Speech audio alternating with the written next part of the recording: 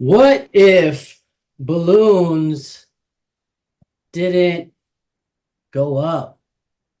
Instead, they went down. Most balloons, if they're filled with helium, they go up. These balloons go up your because this episode is packed with comedy and laughter and no drugs, because laughter is the best drug, people. So get it out your keister and have a laugh or two, if you know what I mean. That's right. And get ready for all that, because here we go! This episode is sponsored by ComedySchools.com, where you can learn anything from beginning to advanced. Just contact ComedySchools.com and tell them the DUM Podcast sent you, so you can get our special price. Now, here's a message from Tony. Write me, Tony Visick, at comedyschools@hotmail.com, or call me at 818-571-JOKE. That's 818-571-JOKE. Once again, thanks for visiting. We'll see you soon.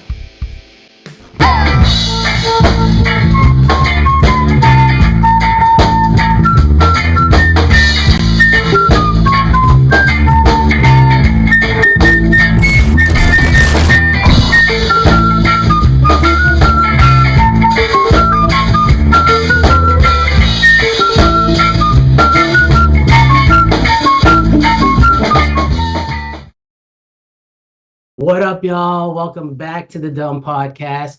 I am Don Dario. Yo, what's up? And it's your boy, Kev The Allstar. What's up, Don? Yeah. How are you, sir? I'm good, man. Let's introduce this guest. Get this going. All right. I got a great guest tonight, guys. Let's just introduce her. Ladies and gentlemen, please give a hand to Jetuan Whedon.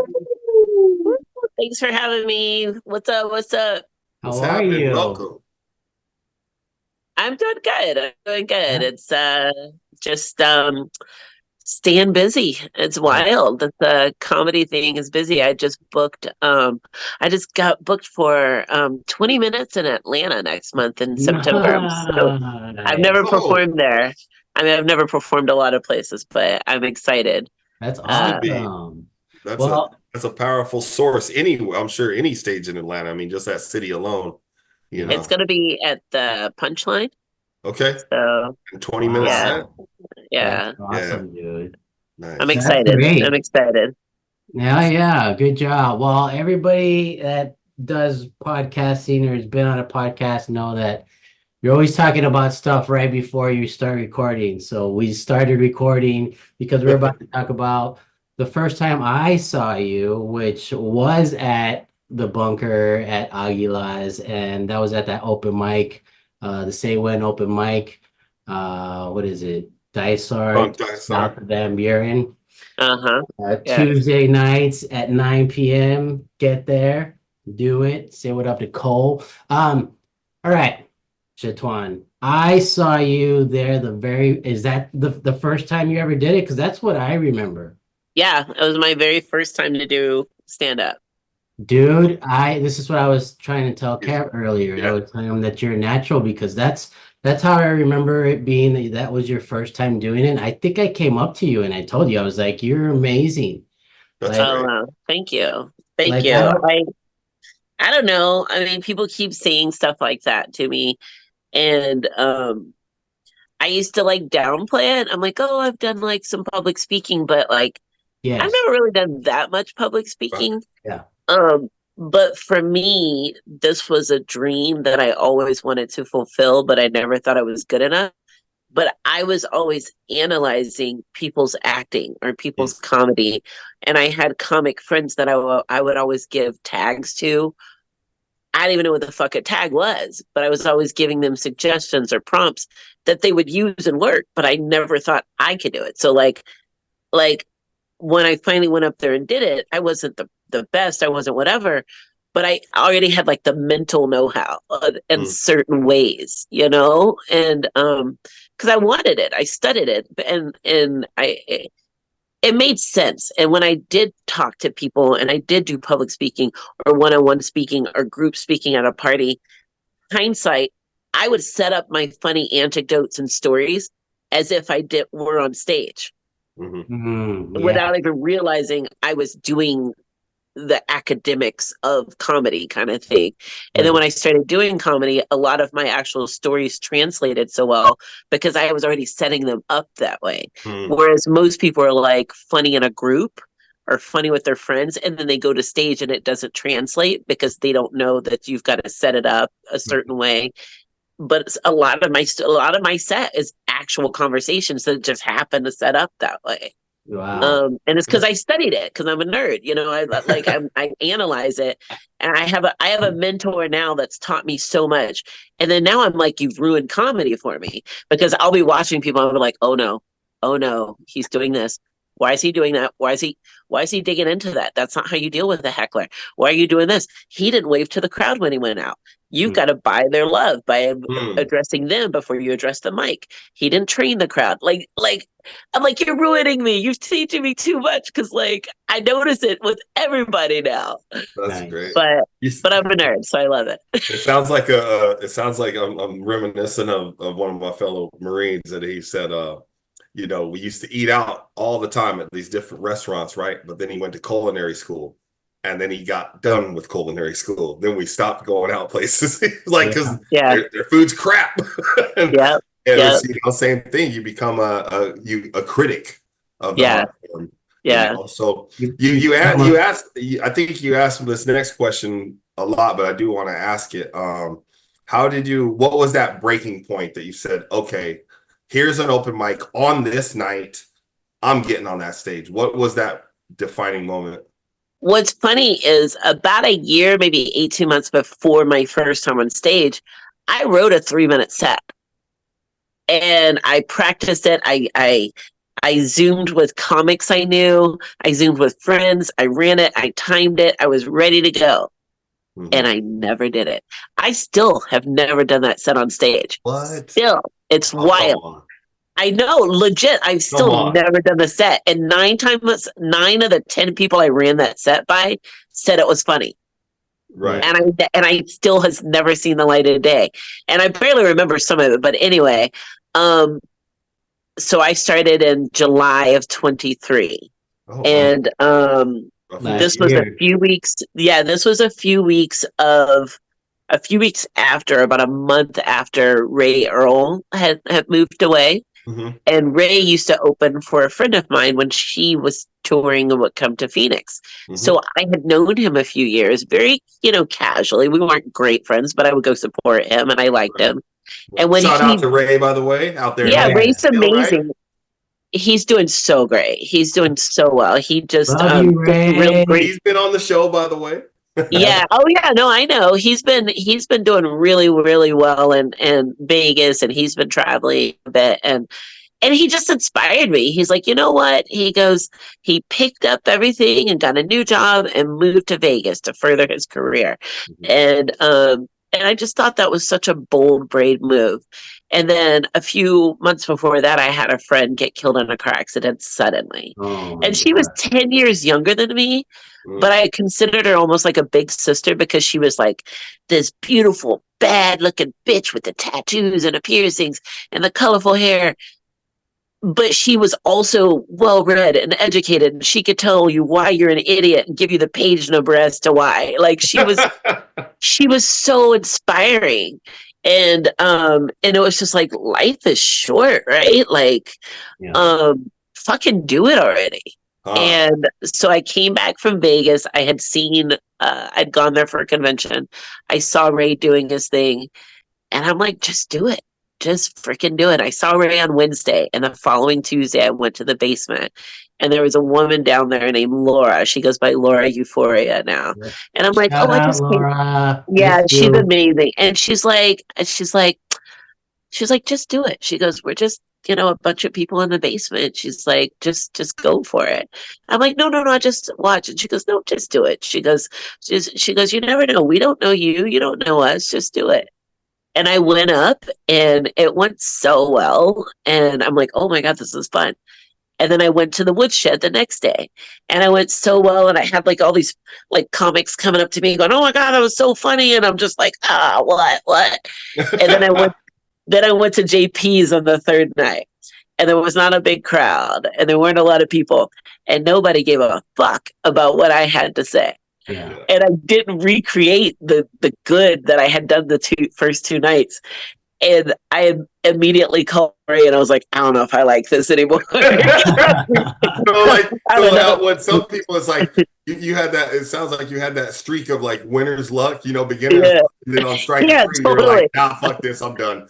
I was like, I don't know if I like this more. Wait. Like, I know people bond. I've seen people bond, but I was like, wait, I thought I was going to be that like prodigy, like, wow, we didn't know where she came from. And here she is. Like, and then I was like, maybe I could just like do a couple good sets and then quit abruptly. And then they would always uphold my legend like I was Barry Sanders or some shit. Like, like Barry Sanders just quit at the height of his fucking career, and they're like, "Where could he have gone? He was. What did they call him? He was country strong. He was this. He was that. That would be me." I was like, "I'm out." So the legend. Did it twice. There's a song about you, a legend song. Okay, but earlier we were talking about how when you started, you were doing a certain set, right? You said you recorded it and then you went back and you said you didn't like it. So we all know it's a timing thing, a place thing, where you're at, right? So like with the JPs, I think it would have been great. You might have gone to the open mic when it was like in the middle or at the end, when that's just a bunch of comics, nobody's there, and I'll give you a tip. What you got to do is you got to go to the show before. I'm learning that lesson now. Yeah, so now you know. So it was just a timing. Yeah. And I think also go back with go ahead, Dom, my bad. Just revisit that old set. Don't throw it away. I know you're saying that's not the person I wanted to Oh, no. I still do that set. Well, most of it. Some of it was just riff that I was trying to recreate that spontaneity. But I still do pretty much that set. It just when you're saying about like how you didn't want to portray that type of person on stage, and now you see it, like I was the same way. I wanted to start with this whole like, hey, Andrew Dice Clay type of thing. Hey, my cock, my balls. Yeah. And then I saw it. I'm like, yikes! I don't like that. I think the set. So the set I did at JP's and the set that my mentor just reviewed this morning, it's pretty much the same set, but the delivery was different. So like I would, for some reason, I came across as a little too aggressive.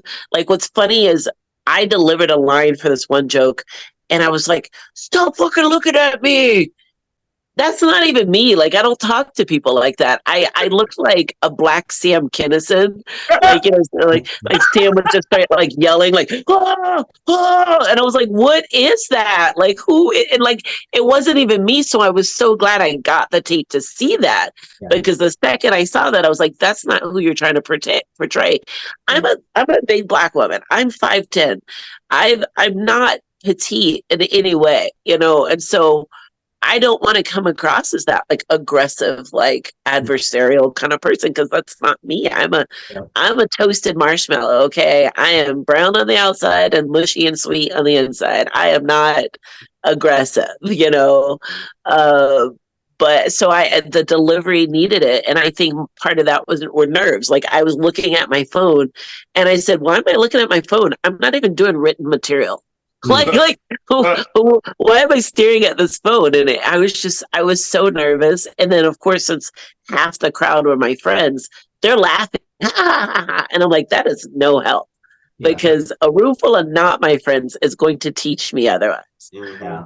Mm-hmm. Do you think it was kind of maybe not force habit, but like a learned thing, because you might have watched other comics carry their phone up there and you just think like, oh, I have to have my phone up there, so I'll just take it up there. Oh, absolutely. It was a crutch. And like I got off I got off, and Lamar, the host of the show, who I've known since far before comedy, probably at least really? a decade.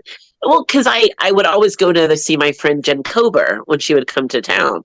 So I had met a lot of comics, and I was familiar with a lot of locals, but a lot of them didn't know who I was because I'm one of the many for them. Whereas for me, they're one of the few, you know.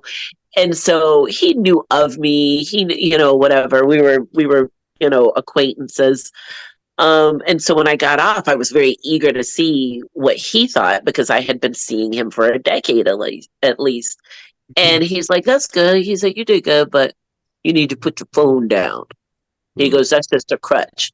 And I'm like, "No, you're absolutely right." And I have, outside of open mics where I'm trying to read my set list, I don't bring a phone up ever anymore. Yeah. Ever, because I didn't want to create that bad habit of needing it there. Yeah. And so now it comes to a point where, you know, you're at that set sometimes and you're so in the zone where you're just kind of going through the reps and the muscle memory of the set. But then sometimes there's something that'll throw you off and you go like you have that glitch of, wait, I'm going from riff to written material, that transition. So now I've been working on trying to make the riff and the transition to the written material seem more smooth. So people don't see like, oh wait, she just code switched into material. So I've been trying to work on make it more seamless. Yeah, because now you can tell, right? Now you've been doing. Oh it yeah, oh absolutely. My God. People are like doing really great crowd work, and then they go, "So," and they're like, "Oh, okay, he's about to." Or when he's about to do some written material now. Or when they catch up to where they were, where you like, if you know, say if it is a heckler or whatnot, and something throws you off, or somebody spills a drink, right, or their phone rings, and so it takes you off of that written material. Now you start riffing on the situation, and then so where was I? And if you're searching, if you're searching, then you might have lost them for a little bit, but hopefully you'll get them back. And then you almost have to rebuild the joke because you've stopped the momentum to get to the punchline. Yeah. So they're like, look, if you're gonna riff in the joke, at least stay on topic, because otherwise you've gone build, and then it starts to dwindle. You go over here and then you go punchline, and they're like, wait, what? Were we still talking about that? Yeah. And I've done that before, and I'm like, wait, why did my punch hit? Because bitch, they were lost. You dropped them off in the corner and never went back. You know. I can recall, and maybe you've done this too, like until you know, like your mentors or coaches and taking advice. You know, maybe not so much as unsolicited advice, but just advice and feedback. Like, especially when you're starting out, is you're so set on getting the joke out that you forget to let people laugh. And back and let the crowd laugh, and then get into the you know, or talking over their laughter. I've been pretty solid at that because I swear to God, I've been doing stand up at dinner parties for 20 years. Right. So, because I've always been that like big personality person and leaving space for them, but then. Like, I have one of my first times at the Tempe Improv, I had a great set. It was amazing. I probably had like 50 people there for a bringer show. It was wild. Wow. And it was super fun. And I remember when I delivered this one punchline, I didn't enunciate well, and I was half stepping on the applause break. Mm-hmm. And some people thought I said, like, they thought I said she didn't instead of she did, because they couldn't hear me over the laughter. Right. Mm. And so, but I mean, the set still went really well, but it's interesting just leaving space there. And my mentor says that when we have those tight fives, often we're so intent on getting that joke out that we forget to let the audience emote, and not just emote, but he calls it a visceral reaction, which I love that phrase, because he goes, right now they're giving that polite laugh. What you want is that visceral laugh. He goes, if you go out there and you've got, 3 to 5 minutes of tight set, and the audience just wants you to go blah, blah, blah, for 5 minutes, that's what you fucking do. Yeah. Mm-hmm. Yeah. He's like, we're serving them, so we need to feed them what they want. And I'm like, and when you get them laughing really hard, have you noticed, like, and I know you've noticed this, you get them laughing super hard, and then you throw out like the dumbest tag, and they laugh even more, and you're in your head going, that shit wasn't even that funny. You're like, but they love it so much. JPs, man, they start laughing even before I throw the punch out. It's like, I kind of write it that way, you know, but nobody laughs ever. Like at JP's, they do. I'm like, oh, cool, thanks. I think a big part is location, though, too. You know, what side of the Yeah, valley are you on? You know, are you accepted? Can they relate? And like with me, that's you know, true. being mixed, I've noticed definitely, and you know, whether it's just doing a show in Utah or whatever, you know, and when I spit on the white and black side of me, if I say key words, they're like, I can feel that they're looking I for know. permission to laugh, like, uh. Yeah, I mean, he yeah, said it, and it's very relative, but I don't know. yeah. And you know, you got to remind them, like, hey, it's good. You can laugh at that. That's fine, and they'll eat it up. You know, but if I can figure that out to where they know they don't need permission, Right. so, but I have a new joke like that where it's heavily built on stereotypes of black right, people. And right, I'm laughing. It's an actual conversation I actually have, but you can tell the white people clench their butthole up a little bit. And so I have to remember when I deliver these lines to laugh right. and not just deliver it straight. I have to laugh so they know, oh my gosh, she laughing, we're laughing, she's cool with this. Um, but yeah, there's so many weird subtleties of the delivery Mhm. that give it. And as being a woman, I consider myself part like wife or mom, part nerd, and part bro. And the bro side of me is filthy. I'm absolutely filthy. And some people don't like that. Yeah. They're like, I don't like my ladies talking like that. And I had a comic tell me the other day, he's like, you notice that female comics, when they're new, tell a lot of sex jokes? And I went, that's all new comics. All That's comics. Yeah. all new Yeah. comics. Yeah. And Right. he goes, I said, you only notice because she's a woman. And he goes, Ah, oh, you know what? You're right. You're right. And so I do have to combat that sometimes because, and I don't even say half the filthy shit I'm thinking. Yeah. I'm like, I've got some thoughts in there because I'm wild and I Yeah. think I'm a guy, and then I remember I'm a woman. Like, pull it back, pull Yeah. it back. You Yeah. know, For women, it's like, oh, she's dirty. For men, it's like, oh, he's a predator. Like, don't meet him in a yeah, parking lot. Like, yeah. Jetuan, so you're going to Atlanta. Where else have you performed? I thought you Uh, were in Mexico already. yeah, Mexico was fun. That was a wild 24 hours. I can't tell you about it, but it was wild. Yeah, it was an action packed 24 hours. It was wait, like Mexico it or went New down. Mexico?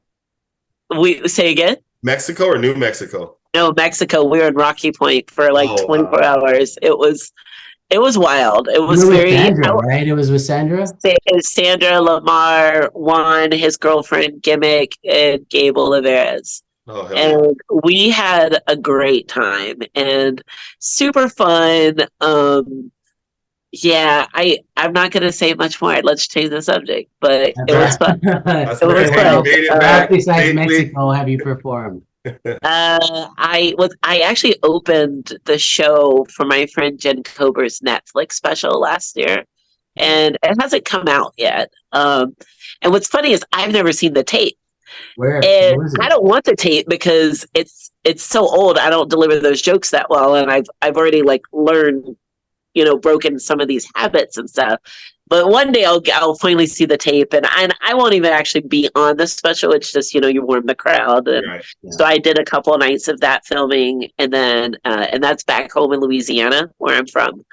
And I know I talk like this, and I don't have the southern accent. I know. I've always talked like this too. I comment on it on stage. I'm fully aware that I sound like I'm from California. Yeah. Uh, but so I did Louisiana. I've done Vegas twice. Vegas is amazing. Not in a club, but I've had some very successful bar shows book me. And it's super fun. So I mean, I love Vegas. Love Vegas. Love everybody there. I did a super fun show in Chicago called The Late Night Mike with Vic Pania.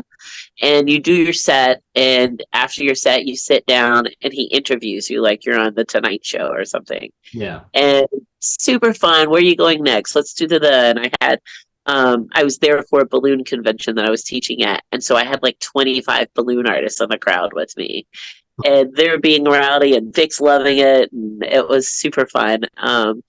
I performed at I did 2 minutes at the Comedy Store last Hey. month. Nice. In LA? And they did not roast me. They didn't roast me. Even the next night in the bathroom, these chicks were like, "Oh, we saw you last night. You were funny." And I was like, "I'll take it. I'll take it." I'll run with that. I was like, so I have performed at the Comedy Store. They don't need to know it was 2 minutes in the belly room, but hey, hey, I did. I performed at the Crow last month too, in Santa Monica. Wow. It's a women-owned comedy club in Santa Monica. It's owned by her name's Nicole Blaine. Yeah, Blaine. And so my friend Jen was there, and she's like, "Yeah, come out, come get on my show." And she's like, she goes, "Be PG-13." And then the day before, she goes, "Oh, you don't have to be PG-13." So I'm just ready to go with all my shit. And then I probably should have stayed PG-13. But it's okay. It's okay. They didn't hate me, and Jenna's booked me again, so no, they don't hate me. But sometimes. Can we revisit that? Why? Because I think I know the answer, but I want to hear it from you. Why do you think you should have stayed PG-13? Because there was a borderline age dynamic. And so one of my jokes in particular is it puts people like, okay, I'll tell you the premise of the joke, but basically being a new comic, you take gigs anywhere is what I set up. So this particular gig was at a BDSM event.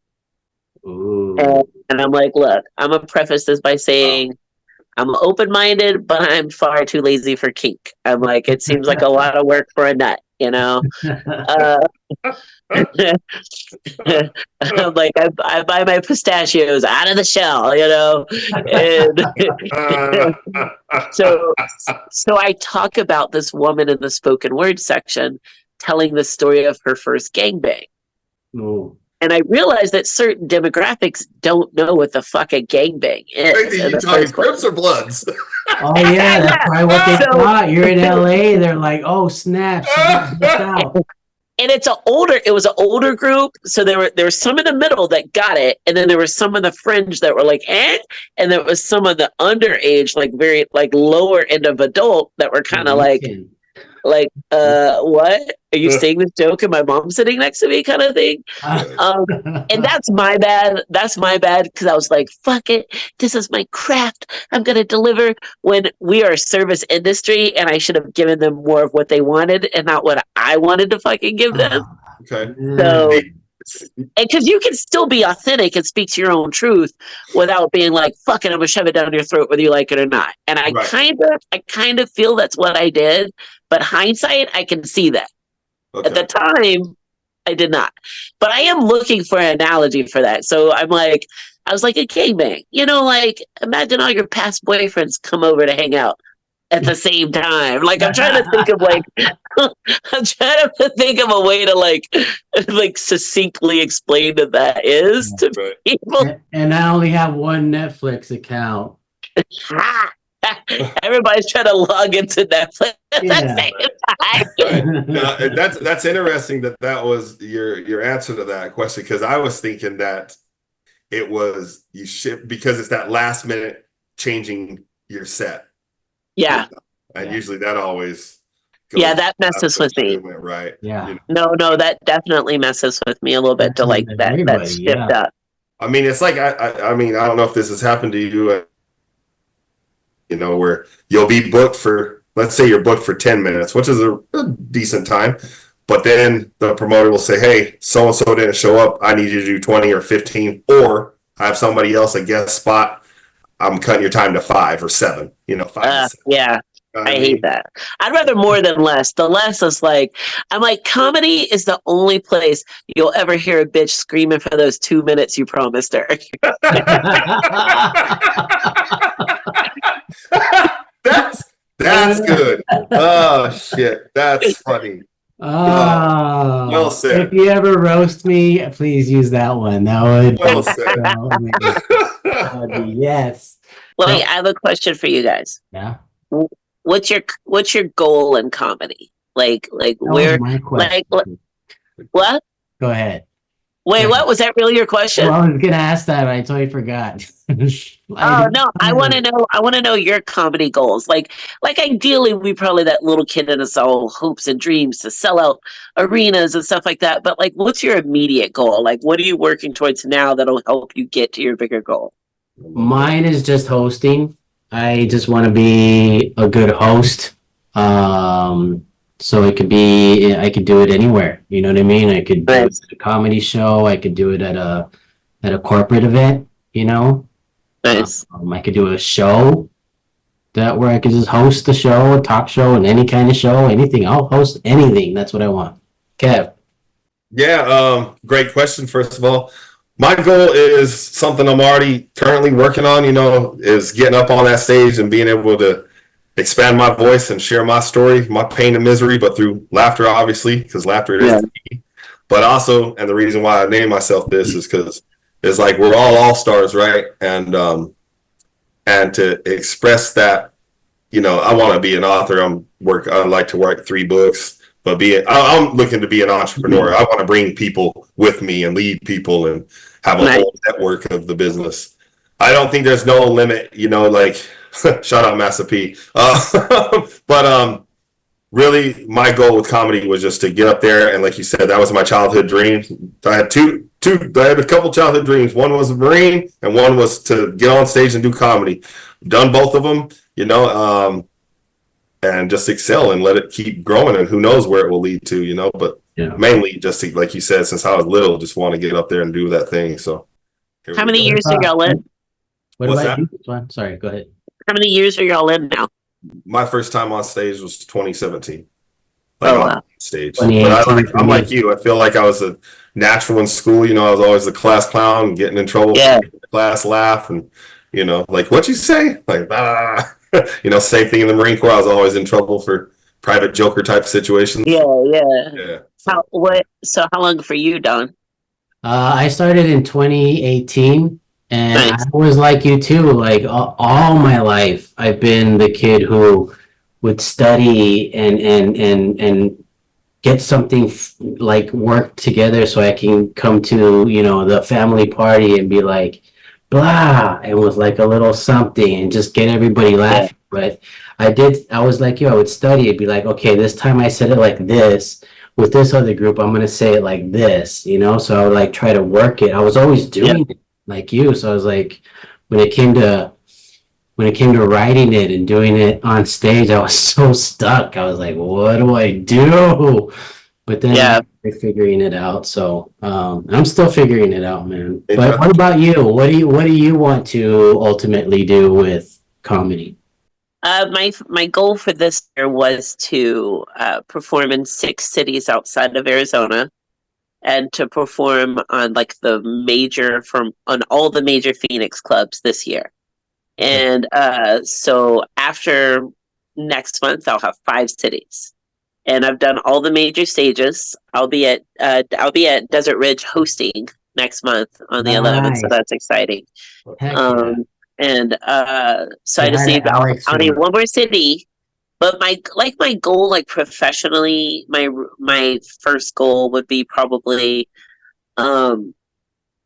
just to get more like reliable, like out of town work, or I wouldn't even mind like doing like the cruise ships or something like that. Like that would be fun, or the college tour, something like that, and use that to grow it into bigger and getting more exposure. I'm still kind of assessing because I'm not really a clean comic. So before getting to those gigs, I've been trying to expand my more like PG-13 material, which even though I'm not a clean comic, I do want to be a marketable comic. So I'm trying to do material that is relatable on different groups, different populations, and not just like, I want to say all the dirty jokes, because it doesn't have to be dirty. I'm dirty, but it doesn't have to be dirty to be funny. But you guys want to hear something without me saying any names? Yeah. You want some dirt? Yes. I won't say names. I won't say names, but But I'm you know who you are. If you I'll watch. say you'll probably know, and they'll probably never watch this. But just because I know the person, I'm blacklisted from a certain venue because I hung out with their ex. Oh. Don't guess. Don't be like I'm a guest, whatever. Like yeah, I'm guessing. I I was so like, oh. so yeah, I'm blacklisted from a fairly substantial venue because I hung out with a person. And the funny thing is they sent a text saying, if you ever see me with a beautiful woman, don't talk to her. She's there for me, not you. Gee. And I'm like, I don't know if I should be flattered that this motherfucker thinks I can pull bitches so easy that like just a hello is you're like, she's gone, man. She's gone, you know. But it's super weird. It's super weird. I didn't even hang out with this person one-on-one. I was going to see a show and they were like, oh, what are you doing this weekend? Oh, what are you doing this weekend? They're like, oh, I live right by there. And I'm like, oh, roll up. Like it was that kind of, it was not I wasn't pursuing this person. I was just being nice to this person. We've never had so much as more than a small talk conversation. I've never asked about her. It's so weird. And my friend goes, well, I guess you must be doing good in comedy if you're blacklisted from somewhere. I'm telling you, hey, you know, like we all know, or if we don't, we should know, you know, the streets be talking and gossip is real. Sometimes I said this shit's like, when I first got into it, I was like, what the fuck is this? A bunch of high schoolers? Like, what's going on? Like, it's so wild. And I made a point to never talk about him because I used to work in corporate law. So I'm quite aware of how to create the wall of separation, you know? And so I've never introduced those two worlds. Number one, it was none of my business. I really didn't care. Right. Yeah. She was just nice. And I'm like, oh yeah, roll up. Like I really just didn't care. Like, I mean, honestly, let's say the two people dating were someone that I was just like super attracted to. Then I'm, what y'all did, girl? Tell me what happened. You're like, then I may want to know, like, but I don't give a fuck. Like, I never cared because I'm nosy. I mean, if they were hot, I'd be like, yeah, talk slow. Tell me what happened. Then what did he do? What? Oh, girl, you nasty. Like, no, it was never that. It was never that. It's so weird. But I'm famous now. Jetuan, I have a question for you. What, when you were like, let's say growing up, was there a comic that you maybe looked up to or that kind of sparked this comedy side in you that wanted to do it yourself? Who did you look up to? Like Sam Kinison? Was it Sam Kinison? Kinison was someone I just thought he was, because of my age, he didn't make sense for the humor because he was so like, but he amused me. Right. And then when my husband and I started to date, he got me really onto Andrew Dice Clay. And he's so offensive, so offensive. But the thing is people, that's persona. Right. And it's all persona. And I've seen some of his stuff not in that persona. And for his day and time, the guy was quite intelligent and very deliberate with what he did. And people don't see the stuffing that made that sausage. So for who he is, but he did speak to a very problematic narrative. So I do understand that.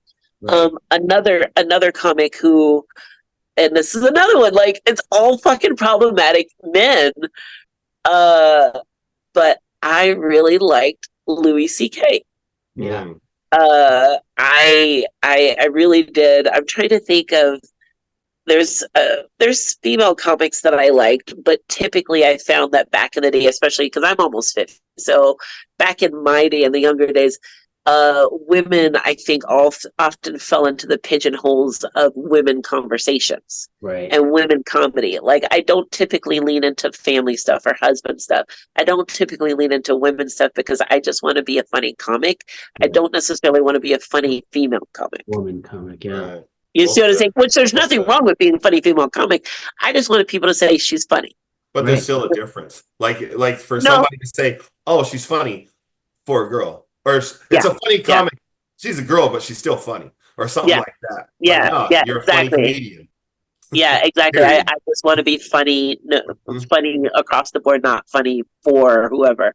That's Right. like saying you're pretty for a fat girl. No, bitch, I'm pretty.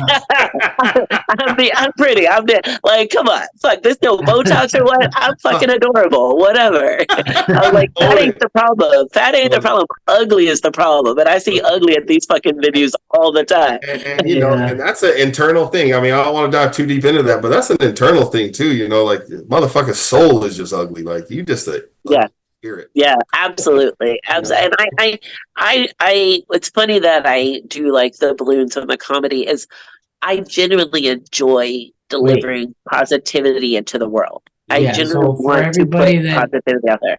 everybody that doesn't know, Jetuan also on stage will bust out her balloon skills. You make stuff out of balloons. So Not on stage. Not on stage though. I've seen it on stage. I don't make them on stage. Sometimes I'll have like a hidden thing that I'll like whip out. And I have a new joke where I actually will offer people a penis. Yeah. And I make a veiny penis that looks extremely realistic, and people think that I'm about to throw it. They think I'm throwing a dildo blow out. up like a balloon. Oh, here we go. Oh, there you go. Yeah. Oh, bam. No, dude, I think the first time you came to Aguila's, I think you brought a rose, wasn't it? I think it was a rose. And it was the most beautiful, like, balloon rose I've ever seen. I was like, I need that. Have you ever been a clown? Like a professional clown? No, but during pandemic, I started doing balloons, and people were like, "Oh, can you do this for me? Do that for me?" And it turned into a business. Like I'm licensed, insured. What? I taught at a convention this February. No fucking way. Okay. That's cool as shit. The other thing that I want to say to you, Jetuan, is that you started last year. I was honored to be there for your first time. And I just got to say, your hustle, man, from then to now, the things that you set for yourself and the things that you've done are amazing. Wait, let's see it again. Hold on, you gotta get the recording. Wait, I threw it away. Hold on a second. Sorry, I ruined the. Hello, there it is. There he is. He's not great. I didn't fill him up enough, but that's awesome. Okay, how many of y'all was expecting the baby penis blow? Leave it in the comments. I saw something like this, and I was like, "Oh, what's that?" Oh man! I make a penis, and someone said they thought it was a real dildo until I threw it, and it didn't have the way because it looked so realistic because it has veins and everything. And then last week I added a tag, and I go, I can't even make that one dick that ghosted you, and then I pull out a penis that I get out of clear balloons. Nice. That's good. All right. Where we at, Don, on our list? Yeah. This has been great. I got questions. All right. So, Louisiana, Jetuan. Do you speak French? Do you make gumbo? What's the accent? So, I do make really amazing Cajun food. I make my gumbo is solid. It's not my mom's gumbo, but I make a really amazing étouffée. Okay. And I'm generally a great cook. However, my white husband from California. I love the fact that you threw in white husband. Yeah. Hold up.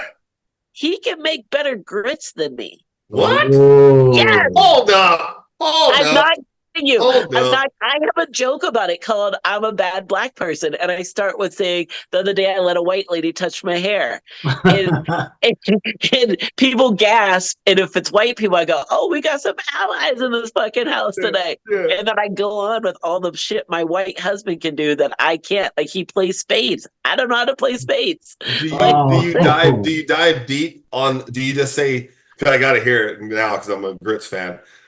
Is it just grits and butter? Is it grits and cheese? Because you can prepare grits all kinds of ways.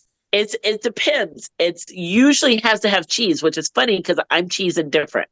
I don't really like. Some people love it, some people hate it. I can take it or leave it depending on the cheese. But he makes amazing cheesy grits. Now, like mind you, I've been dieting and exercising, so I've lost a lot of weight since I started comedy. So we don't have this kind of shit as often. Right. But we call what we call is the works grits. So this will be cheesy grits topped with scrambled eggs and bacon. And it's so good. So good. This is Dash. I'm so excited right now. I want to try it right now. I'm gonna go buy some because it sounds like a loaded potato, but with grits. It's so good. It's so good. And then there's a place in Vegas, and I'm like, they had grits, and I'm like, no restaurant ever makes grits as good as you do at home. Mm-hmm. And I'm like, let me try this. And I don't remember where the fuck this place was, but I still think about these grits. And I was like, you know what? When you go to a place, you're like, I don't think I'll like it. So you think you're going to go substitute this or that. And I told myself, no, have it the way they serve it.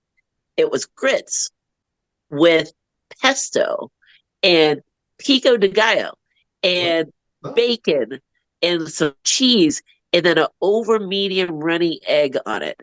Y'all, it was stupid good. Yeah? It was stupid good. I ate that for breakfast every single day I was there for this convention, and that was years ago. And I can't stop thinking about how good those grits are. Where was it? No, I don't know. I have a friend, and I'm gonna say it was in her neighborhood, and I need to hit her up and see if she remembers so I can go try to find it. Yeah. But when I go to Vegas, I have places that I have to eat at. Mm-hmm. And one of them was that place when I remembered where it was years ago. And the other place is a sushi place called Sushi Fever. And I have to hit up Sushi Fever when I'm there. I have to. Nice. Well, but that other place that's gone to me in Las Vegas, if you know the place that has those grits, comment down below. Please. I know. I need to find that place. Your way so and drive there. You just don't know the name. I don't. If she told me the name, I mean, and I don't remember what neighborhood she lived in. Like this was probably a decade ago, and I can't stop thinking about those grits. Like who would put pesto and pico together? Like you lost me. You lost me right there. You lost me right there. But if you really think about it, it's like. If you really think about it, you're kind of like, I could see the complimentary of it because the pesto's got a little bit of that nutty and that kind of savory and herby, and then you just add it was good. Yeah, I was thinking about the yolk with the pesto with the grits, and I was like, damn, that would probably taste amazing. I just know I would definitely try it. My friend calls it the egg butter when you have the over medium eggs and the goo comes out. She calls it the egg butter. Egg butter. Sounds like a sexual position. Egg butter. What? sounds like my Saturday nights.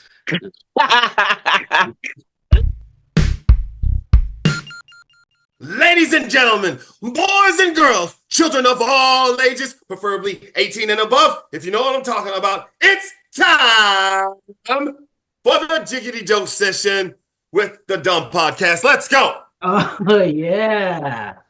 Love it. This is freestyling, bro. It's awesome. All right. Well, this Jiggity Joke session, we got 3 comics. Count them 1, 2, 3. And we're going to get started with our special guest, which is you, Jetuan. So whenever you are ready, proceed. Okay. Bring it on. Permission to see it. Okay. Granted.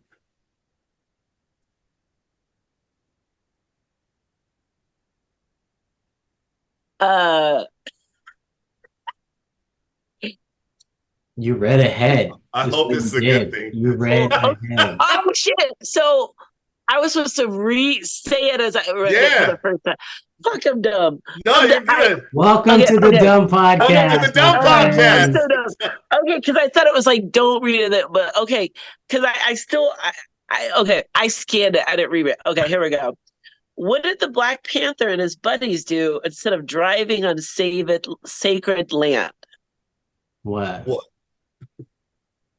Wakanda. Wakanda. Wakanda. That's one of the jokes. It's one That's of one those of jokes those. you don't Hey, want this to is laugh good. at. This is good enough for your kid. You know what I mean? You can tell that joke. It's one of those jokes where you laugh at, but you don't want to. Yeah.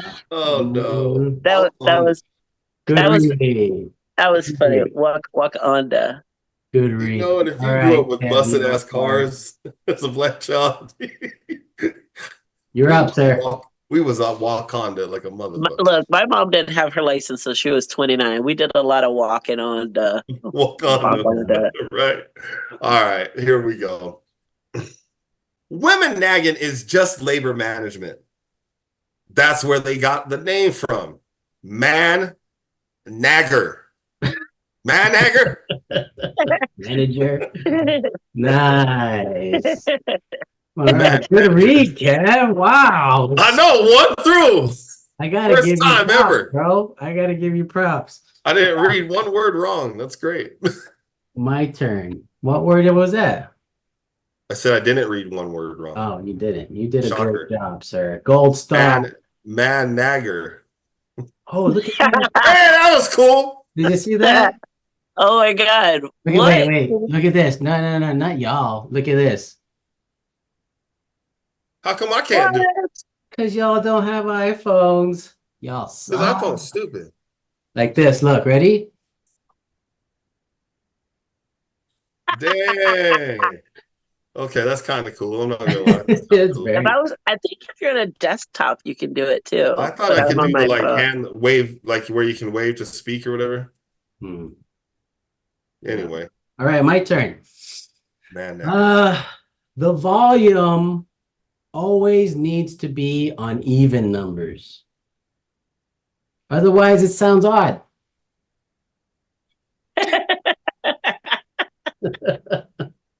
I actually like that a lot. That I was do. actually a joke by Travis Minor. So, Travis, buddy, thank you, man. Appreciate you. Nice. I actually like that. But it's accurate as well. All right. Jetuan, you are sorry, I was getting all into the name. You're up. Okay, I didn't read ahead, so Yes. Kamala Harris sounds like a Polynesian beverage. Like, bartender, let me get one of those new Kamala Harris drinks. Bartender, sorry, bro, we're all out. But we've got that new redneck Trump whiskey with 2 shots in the ear. It'll do you right. Wait. Sorry, bro. We're all out. But we've got that new redneck Trump whiskey with 2 shots in the ear. It'll do you right. I don't like it. Well, it was only 1 shot, right? Yeah, with only 1 shot. Yeah, it's one shot in the ear. You want? I don't like it. Yeah. I get it. I don't like it. Who wrote it? I'm sorry. Did I Wait, just wait, wait. None of that. You have None to of wait that until yet. the end. Yeah, yeah. Okay. All You have right. to wait till the end. I'm gonna call that Dawn. You have to wait. You have to I'm wait, just man. guessing And ahead you of gotta time. and you gotta hold that thought. Yeah, Awesome. hold that thought. All right. Kev the Allstar, you are up, sir. All right. Oh, this is a group of us were at an outdoor concert, and the lady in front of me was being sour and kept bumping into us. When she wasn't looking, I dropped the lime wedge from my drink into her purse, and it soured her day. And it soured her day. That's it. All right. Take that, bitch. I think Jetuan said that one needed a little bit of acting out. What was it, the physical part? Well, there's more setup to it, and there's a different I abridge. It's a larger joke that I abridge, but I start off with talking about how I'm a nice person. But Right. once you push me so far, I will fuck you, and you won't know where the dick came from. Okay. And that being said, I went to this concert, I did this, and I dropped a lime wine into her purse, and it brings me great joy of knowing that one day she's gonna find it, and it's gonna sour her whole day. Right. And Like, everyone's laughing because I'm so amused with myself because I laugh maniacally while I'm delivering it. And at the end, I go, "I'm so nice. I think that's the worst thing I could have done to that bitch." And that's the right. the true joke is the fact that I think that's the worst thing I could have done. Right. You know. Right. Well, no, you can sense the torture in it because they bumped you, shoulder checked you, and you Yeah. just dropped the lime wedge in their purse. Like, Yeah, when she wasn't looking, I dropped the You line, know? and at this point, everyone's like, and I'm just laughing maniacally. And I'm like, like, that's the best you got. Right. no, it was cute. It was cute. He did good with it. All right. I am up. He rubbed that in our face. That's all he did. With I that. know it's so Right. rude. All he fucking.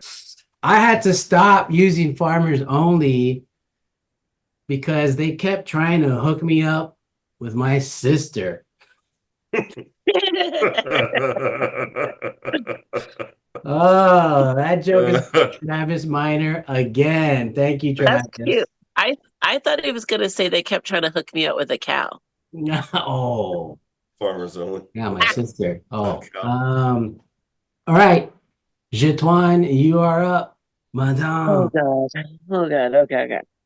Every time Tony the Tiger gets a rectal exam, his physician bends him over and asks, "Hey, Tony, do you know what frosted flakes are?" The physician then jabs his finger inside Tony and says, "They're great." Do you know what? Let's say. Wait, did I say? Oh, do you know what frosted flakes are? They're great. I thought I said it right, right? Yeah, you right. did good. You said it I liked right. It was awesome. Did it right. Tony, did he get consent for this? See, Yeah, there you it have to is. sign a waiver. You have to sign a Boy, waiver. Tony. It's Poor on the Tony. box.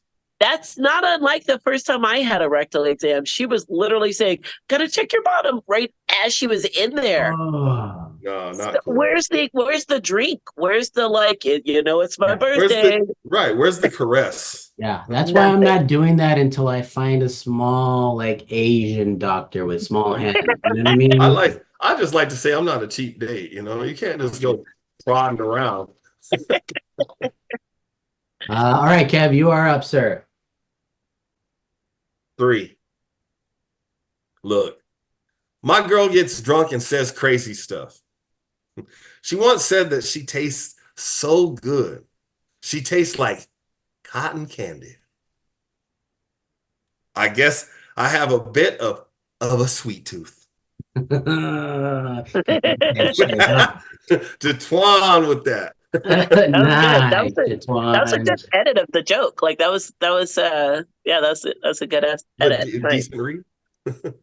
Thank you. Good delivery. I like that. I when I do it, I rub my stomach. Like I go, guess I have but I like the finger. Yeah, I might have to steal that. Yeah. Throw it in there, especially with that mic, with the microphone right there. I What do like they call that. it? ASMR or whatever they do it. Yeah, I like ASMR. that. No, That shit is I never annoying. thought about that because it is so sticky and like that plays on multiple levels. I like Bags that. of Here cotton on the candy. DUM podcast for you. There you go. Stealing it. It's all All yours. right. So, my turn. I've noticed that a lot of my friends are trying cold therapy. They pay spas to make them cold. I grew up doing cold therapy. It was called poverty. Nice. Yes, that is on my That phone. I was like a that. joke by Jetuan. Nice. Good joke. Good, right? Thanks.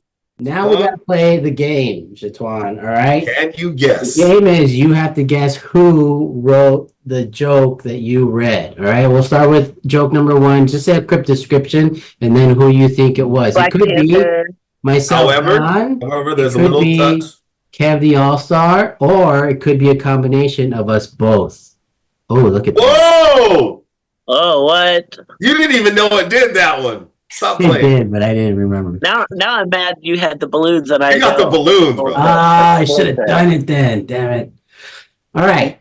Joke number 1. What was it about? What's your guess? Black Panther, Wakanda.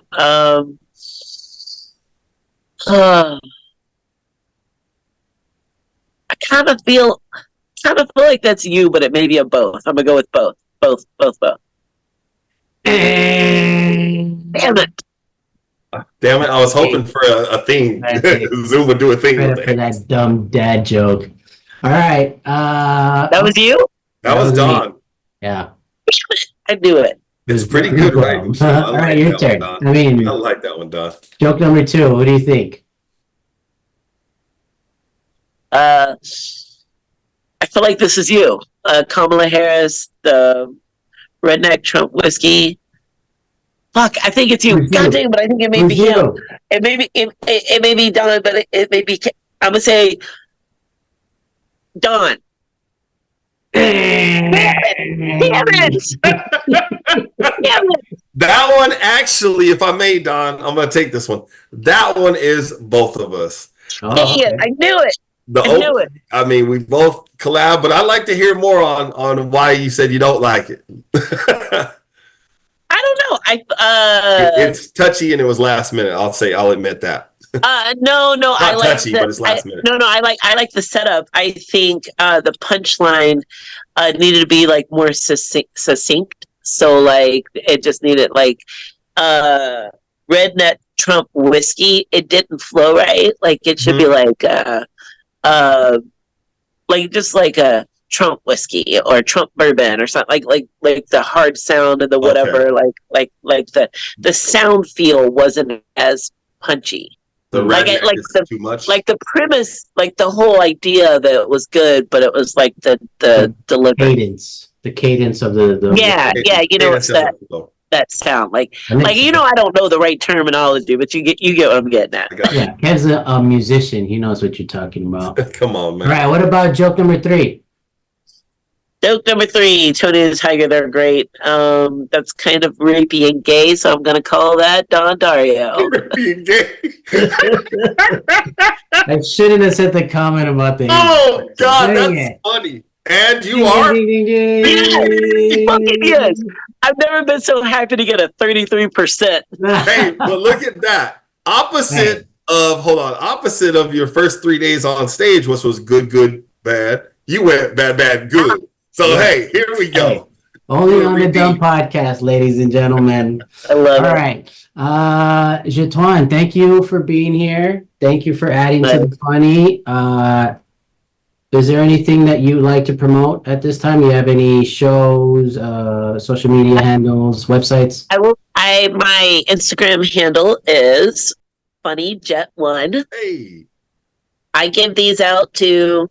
If you've never been to my show, you get one of these for free. The first time you come to a show. Are they pogs? Are they on the back of the phone? What are those? They're 3D printed coins that my husband prints for me. And I give them out to people who've never seen me. It's like my thank you for coming out and a way to get them to follow me. I will be hosting a show with Jen Kober, Tony Tripoli, and Gene Moore on September 11th at Desert Ridge Improv. And Jen's coming out. She will be doing 2 months in Vegas on a show called Mad Apple. So I'm like, come to Phoenix. So that's what she's doing. And then I'm producing my second show ever. It's called The Throwaway Show. So you will get in, and the ticket cost will get you entry, and it also will get you 2 items that are predetermined for you. And if the comic on stage says a joke you don't like, you can throw it at them. It's called The Throwaway Show. So you're not gonna we're not being disruptive. We're not heckling them. We're giving them space to do it, to do their set. But if you don't like it or you just want to fuck with them, throw it at them. And if you need more ammo, we can sell it to you. And in between the comic sets, we will be doing balloon games. Nice. So it's just silly. I'm going to put candy on the tables. It's going to be silly and fun and playful. It's just a palate cleanser from straight comedy shows. That's awesome. Ask more on that because I am interested. That's October 4th. Sorry. How many comics are you putting on that lineup? It's going to be four comics. 4 comics. I'm probably going to start with only like a 5-minute because I want to give more space for the playfulness. So in between. My show runtime, I don't want to go longer than like 80 minutes just because I feel like that'll give us time to mingle, time to run late if we need to, and time to get the hell out for the next show to come in. my first show was 150 something people. I sold out in 2 weeks, and it was called Tits and Giggles. It was half comedy and half burlesque. And if you've ever been to burlesque, you are allowed to throw money at the performers. You ball it up and throw it at them. And I encourage them to throw it at the comics as well. So I had Rob Maybe told me that before he spent some, he had at least $300 before he spent some of the money on tipping and drinks. Right. So, and I will not do a show if I can't pay the artist. Right. So, the money will definitely go to let these other comics feel appreciated. And I like to put people on shows that may not be as well known as others because they're not in the right clique. Or they, and so I want to have, like, there's people that get plenty of time and I know they're funny, but the thing is that they're getting booked tons. Right. So how about the funny people that may not be as well known or may not, and let's pay them. And let's pay them. We can all get some of this nut, okay? When I'm in Phoenix, I would love to be on that show and get thrown stuff. So it's gonna be silly. I think it's gonna be very silly, and my environment is very inclusive. So, you're gay, queer, green, whatever. I don't give a fuck. Let's just do it. And I'm gonna have Sandra on it, and I know some people don't like her material, especially women. They're very uncomfortable with some of the jokes she makes about, fat people, fat bitches. Sure. And so I want to see how my friends take it, because some of my friends could be a little soft about that. Right. And I know Sandra is so good in the spot and in the pocket and very quick-witted that I want to see how fun she could be just like playing with that possible tension. Yeah. So that sounds like a great show, dude. Good luck with that. Awesome. You have anything else that you want to promote? I have other shows. I would show on the 21st. I don't have the flyer, but those the big shows are Desert Ridge on the 11th and my show on October 4th. Cool. But yeah, I love you guys. This was fun. I feel like I've known Kev for 5 years at this point, and Don's always been very kind to me and very encouraging, and I always appreciate that. So, well, it's well deserved, and you know what, we wish nothing but the best for you. Thank you for being here. I hope you have an awesome career. Kev the Allstar, do you have anything that you'd like to promote, sir? Yes, man. First thing I want to say, shout out to Twan for being here. I love what you're doing, especially with your second show that you'll be hosting and promoting. I love the fact that you're paying comics, and Don can vouch for this, or any comics that was put on my shows. That show's no longer running, but I'd have been honored to have you put you on that show, the All Stars United show. But hey, it's coming back around. I got some things coming, but no.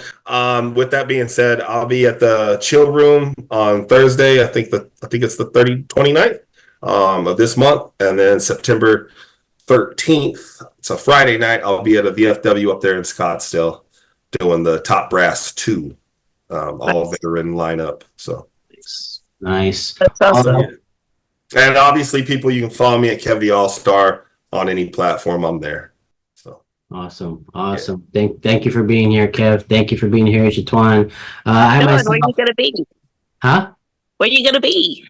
I'm gonna be here at the house chilling. Okay. Ain't nothing wrong with I am working on some stuff. I am at the point where you are, where I am wanting to write more things and have a more be able to be sold in or perform in multiple places. So PG, yes, PG. So just follow the DUM Podcast. Follow me on social media. There's always DonDarioComedy.com. It's got all of them, every link that you want. The Patreon, we've got the roast, the Don Dario roast on there. We've got secret episodes on there. Hit that up. And remember to follow the podcast, subscribe, hit that like button. Thank you for watching, folks. Remember to stay safe and have fun in life. Boom. Live to laugh and laugh to live, because without laughter, what's the point, people? Let's go. True. See you on the next one. Peace.